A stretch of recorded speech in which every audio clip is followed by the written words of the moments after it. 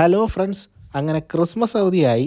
ഞങ്ങൾ കസിൻസ് എല്ലാം കൂടെ ഒന്ന് ഒത്തുകൂടി അങ്ങനെ ഇരുന്നപ്പോൾ ഒരു വൺ ഡേ ട്രിപ്പ് പ്ലാൻ ചെയ്യാമെന്ന് വിചാരിച്ചു. അങ്ങനെ പോയതാണ് നമ്മുടെ റോസ്മലയും വെഞ്ചർ എസ്റ്റേറ്റും. വെഞ്ചർ എസ്റ്റേറ്റ് എന്ന് പറയുന്നത് റോസ്മലയുടെ വളരെ അടുത്താണ്. റോസ്മല എന്ന് പറയുന്നത് നമ്മുടെ കൊല്ലം ഡിസ്ട്രിക്റ്റാണ്.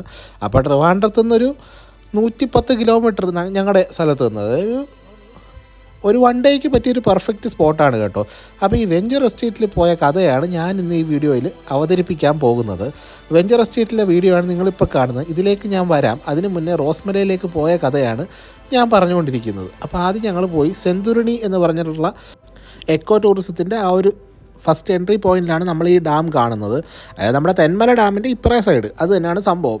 അപ്പോൾ അവിടെ നമ്മൾ കൊട്ടവഞ്ചിയിൽ റൈഡ് ഉണ്ടെന്ന് കേട്ടോ. അപ്പോൾ ഒരു കൊട്ടവഞ്ചിക്ക് 400 രൂപയോ 450 രൂപയോ ആണ് വരുന്നത്.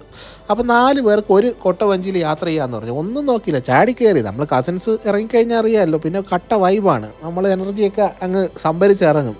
അങ്ങനെ ഈ ഗൈഡ് ചേട്ടൻ വന്നു. നമ്മളായിരുന്നു ഫസ്റ്റ് റൈഡെന്ന് തോന്നുന്നു. അങ്ങനെ ചേട്ടൻ നമ്മളെ 4 പേരെയും കൂടെ ഇരുത്തി യാത്ര തുടർന്നു. മോട്ടോർ ബോട്ടുകളുമുണ്ട്. അപ്പം മോട്ടോർ ബോട്ടെന്ന് വെച്ച് കഴിഞ്ഞാൽ 2000 രൂപ കൊടുത്താലാണ് അവർ സ്റ്റാർട്ട് ചെയ്യുന്നത്. അതിപ്പോൾ 10 ആളായാലും ഒരാളായാലും ബോട്ടിന് അത് കൊടുത്താലേ അവർ സ്റ്റാർട്ട് ചെയ്യത്തുള്ളൂ, അല്ലെങ്കിൽ പിന്നെ ഒത്തിരി പേര് വരണം. എന്തായാലും നമുക്ക് കൊട്ടവഞ്ചി തന്നെ ധാരാളം. 450 രൂപയുടെ കേസേ ഉള്ളൂ.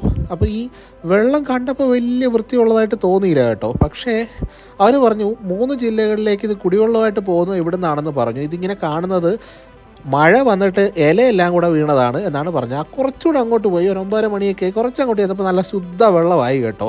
ആ ഒരു അലമ്പൊക്കെ ഇപ്പുറ സൈഡിലാണ്. അങ്ങോട്ടൊക്കെ നല്ല ശുദ്ധ വെള്ളമാണെന്നുള്ളത് ഞങ്ങൾക്ക് മനസ്സിലായി. അപ്പോൾ ഗൈഡും പറഞ്ഞു അവിടെ നിന്ന് തന്നെയാണ് കുടിക്കുന്നത് വെള്ളമൊക്കെ. വേറെ കുഴപ്പമുള്ള പ്രശ്നമുള്ളതൊന്നുമല്ല, ധൈര്യമായിട്ട് കുടിച്ചോളാനും പറഞ്ഞു. എന്തായാലും കുറച്ചുകൂടെ പോട്ടെ, നമുക്കൊന്ന് ട്രൈ ചെയ്യാം എന്ന് വിചാരിച്ചു. ക്ലൈമറ്റ് എന്ന് പറയുമ്പോൾ വെയിലടിച്ചിട്ടുണ്ട്, പക്ഷേ കാറ്റ് അത്യാവശ്യം ഉണ്ടായിരുന്നു. ഭയങ്കരം അല്ലെങ്കിൽ കാറ്റുണ്ടായിരുന്നു. അവർ പറഞ്ഞത് കുറച്ചുകൂടെ കഴിഞ്ഞാൽ നല്ല കാറ്റ് വരും, പക്ഷേ അത് കൂട്ട് വെയിലും ഉണ്ടാവും, കരിഞ്ഞു പോകാനുള്ള സാധ്യതയുണ്ട്. അങ്ങനെ നടുക്കെത്തിയപ്പോൾ ചേട്ടൻ താണ്ടിടാ ഡ്രിഫ്റ്റ് അടിക്കാൻ തുടങ്ങി. കാര്യം നമുക്ക് ലൈഫ് ജാക്കറ്റൊക്കെ ഉണ്ടെങ്കിൽ നല്ല രീതിക്ക് പേടിയുണ്ടാവും കേട്ടോ. പേടിയുള്ളവരൊന്ന് സൂക്ഷിച്ചും പിടിച്ചുമൊക്കെ ഇരുന്നേക്കുക. വേറെ കുഴപ്പമൊന്നുമില്ല, സേഫാണ്. പക്ഷേ 150 അടി താഴ്ച ഉണ്ട് കേട്ടോ വെള്ളത്തിന്. നീന്തലറിയേണ്ട, ലൈഫ് ജാക്കറ്റ് ഉണ്ട്. നോക്കാം. എന്തായാലും അത് കഴിഞ്ഞിട്ട് ഈ പറഞ്ഞ പോലെ ചെറിയൊരു ഈ കണ്ടൽക്കാട് എന്ന് തോന്നുന്ന പോലത്തെ ഒരു സ്ഥലത്തൂടെ അങ്ങനെ നമ്മുടെ കൊട്ടവഞ്ചി അങ്ങോട്ട് നീങ്ങി. അവരുടെ കഥകളും കാര്യങ്ങളൊക്കെ പറഞ്ഞ് ആനിമൽസും കാര്യങ്ങളൊക്കെ വരുന്നതും കുളിക്കുന്നതും ഒക്കെയാണ്. പിന്നെ ഈ പറയണക്ക് കുറച്ചുകൂടെ വെള്ളം ഇറങ്ങുമ്പോഴത്തേക്ക് അങ്ങോട്ടൊക്കെ നടക്കാനുള്ള ഓപ്ഷനൊക്കെ ഉണ്ട് അവർക്ക്. പിന്നെ ഇവർക്ക് തന്നെ ട്രക്കിങ്ങും ഉണ്ട് കേട്ടോ. അതും നല്ലൊരു ഇതായിട്ട് 14,000 രൂപയ്ക്ക് സ്റ്റേയും ട്രക്കിങ്ങും എല്ലാം കൂടെയുള്ള പാക്കേജും ഒക്കെ ഉണ്ടെന്ന് പറഞ്ഞു. അതിൻ്റെ ഡീറ്റെയിൽസൊക്കെ അന്വേഷിച്ചിട്ട് നമ്മൾ ഇവിടെ നിന്ന് കയറി അടുത്ത സ്പോട്ടായിട്ടുള്ള വെഞ്ചർ എസ്റ്റേറ്റിലേക്ക് യാത്രയായി.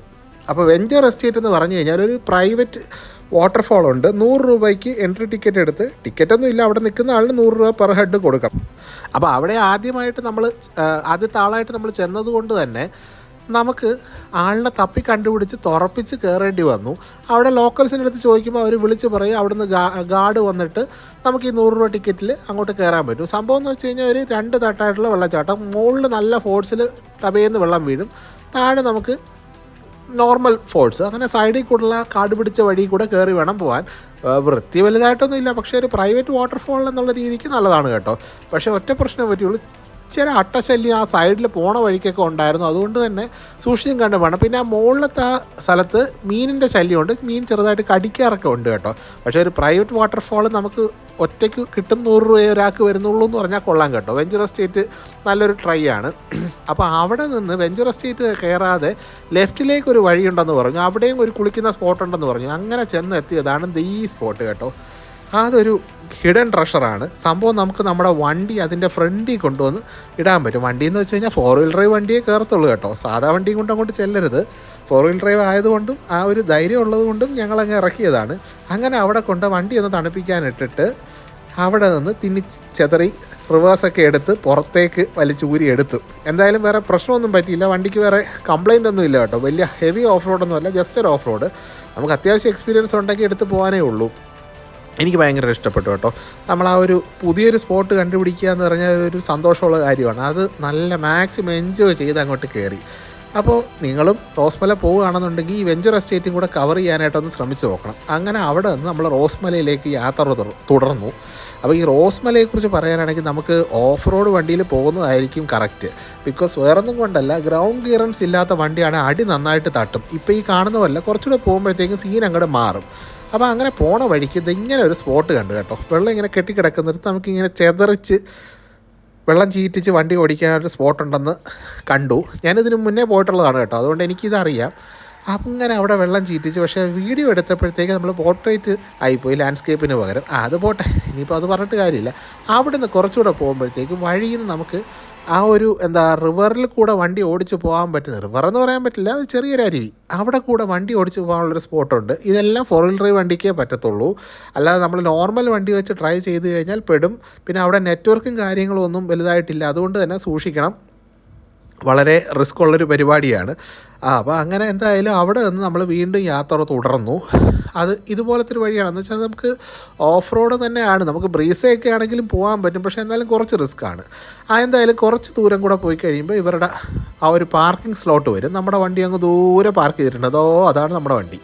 അവിടെ പാർക്ക് ചെയ്തിട്ടിട്ട് നമ്മൾ ടിക്കറ്റ് എടുക്കണം. അത് ഒരാൾക്ക് 70 രൂപയാണ് നമുക്ക് ടിക്കറ്റ് റേറ്റ് വരുന്നത്. അത്യാവശ്യം ചൂടൊക്കെ ഉണ്ട് കേട്ടോ. വൈകുന്നേരം സമയത്ത് ഒരു 4 മണിക്ക് അവിടെ എത്തുന്നതായിരിക്കും കറക്റ്റ് എന്ന് തോന്നും.